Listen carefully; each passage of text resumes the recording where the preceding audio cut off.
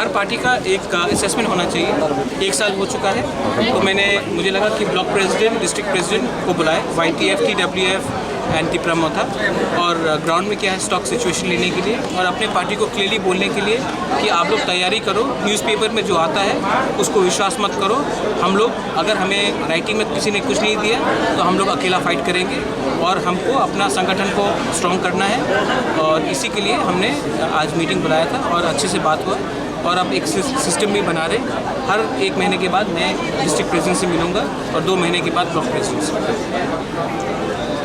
जो block level का problem कभी आपके कंप्लेन आता है तो सब ठीक ठाक चल रहा है या आगे भी? नहीं, देखो, कोई भी प्रॉब्लम तो हमेशा रहेगा, लेकिन अगर लीडरशिप ईमानदारी से काम करे तो बहुत चीज़ सॉल्व हो सकता है। और हमारे बीच में आंचलिक पार्टी में एक सिस्टम का प्रॉब्लम था, और अब आप देखेंगे कि जो नेशनल पार्टी है ये लोग पैसा देकर हमें तोड़ने की कोशिश करते हैं। तो मैंने कहा है कि आपको टिप्रालैंड चाहिए या 1 टाइम पैसा चाहिए, आप डिसाइड करो।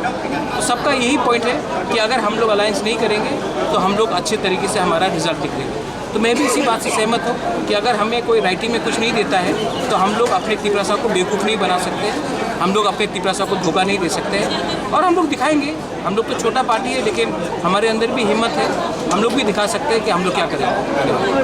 और एक सवाल है, जो आप कई मंत्रियों से बातचीत करते हैं, मिलते हैं, वो आपको पर्सनल मैटर, बट ऐसा फोटो सोशल मीडिया में वायरल होने के बाद लोग सोचता है वो जो लीक करते हैं वो लोग चाहते हैं कि लीक करें। देखिए, मैं सबसे मिलता हूँ, सबसे बात करता हूँ, लेकिन ज़िंदगी में एक बार भी तिपरालैंड को कॉम्प्रोमाइज़ नहीं करूँ, क्योंकि ये हमारा लोगों का बात है। अगर गांव में पानी नहीं है तो मैं पानी के बारे जाकर मंत्री से नहीं बात करूँ। अगर गांव में बिजली नहीं है तो मैं पावर मिनिस्टर से बात नहीं करूँ कि ये गांव में बिजली मत दो।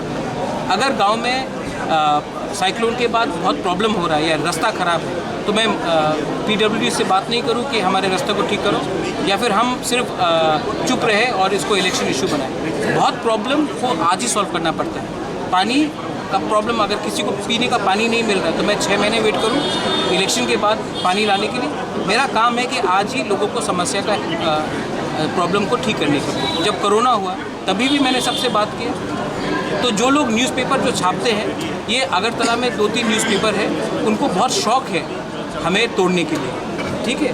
तो अब मैंने भी डिसाइड किया है कि अगले बार मैं, अगर मुझे मिलना भी है तो मैं अब 2 बार सोचूंगा इन लोग से मिले कि नहीं, क्योंकि मैं अच्छे दिल से मिलता हूँ और ये लोग कहानी कुछ और निकालते हैं। तो अब मुझे भी सोचना चाहिए कि आने वाले दिन में इनके साथ बात करूँ कि नहीं, क्योंकि मुझे नहीं लगता है कि कुछ काम हो रहा है। पब्लिसिटी सब कर रहे हैं और प्रोपेगेंडा कर रहे हैं।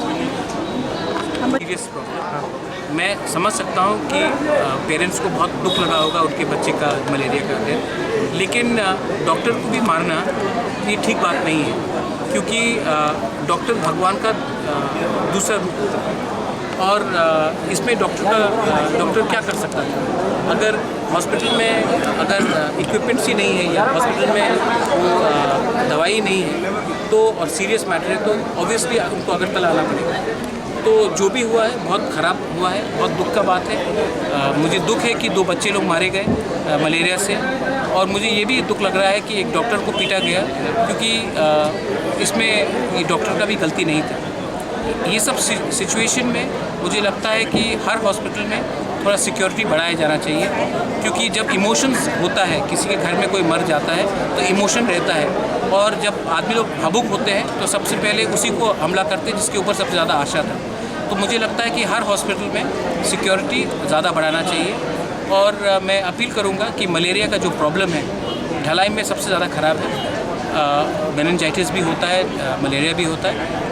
इस टाइम हम सबको एक होकर, प्रशासन को एक होकर सब